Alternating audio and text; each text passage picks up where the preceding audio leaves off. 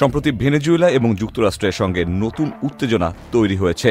তবে অবাক করা বিষয় হচ্ছে গতানুগতিকভাবে মার্কিন যুক্তরাষ্ট্রকে ভয় না পেয়ে ভেনেজুয়েলার প্রেসিডেন্ট যেন হুঙ্কার দিচ্ছেন। মার্কিন নৌবাহিনী সম্প্রতি ক্যারিবীয় সাগরে কয়েকটি নৌকা ধ্বংস করেছে, যেগুলোকে তারা ড্রাগ বোট বলে দাবি করেছে।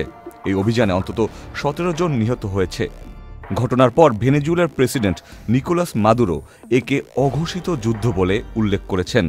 তিনি দ্রুত ভেনেজুয়েলার ন্যাশনাল বলিভিয়ান মিলিশিয়াকে সক্রিয় করার নির্দেশ দেন। এই মিলিশিয়া মূলত সাধারণ মানুষকে নিয়ে গঠিত, যাদের অনেকেই কখনো অস্ত্র হাতে নেননি। এখন সেনারা শহরের বিভিন্ন এলাকায় গিয়ে নাগরিকদের হাতে রাইফেল ধরাচ্ছে, ট্রেনিং দিচ্ছে, এমনকি বয়স্ক নারী পুরুষও এতে অংশ নিচ্ছেন। সরকারি হিসেব অনুযায়ী কয়েক মিলিয়ন নাগরিক মিলিশিয়ায় নাম লিখিয়েছে। তবে আন্তর্জাতিক মহলে এই সংখ্যা নিয়ে প্রশ্ন উঠেছে। ওয়ালটন এখন দেশের সীমানা পেরিয়ে পৌঁছে গিয়েছে 50টিরও বেশি দেশে। ওয়ালটন, ঘরে ঘরে, বিশ্বজুড়ে। কারাকাসের রাস্তায় দেখা যাচ্ছে ট্যাঙ্ক, সাজোয়া যান আর হাতে রাশিয়ান তৈরি রাইফেল নিয়ে মহড়া। অনেকেই বলছেন, যদি মার্কিন আক্রমণ আসে তবে তারা নিজেদের পাড়া মহল্লা রক্ষা করতে প্রস্তুত। তবে বিশেষজ্ঞরা মনে করেন এই প্রশিক্ষণ আসল যুদ্ধে নামার চেয়ে বেশি প্রতীকী।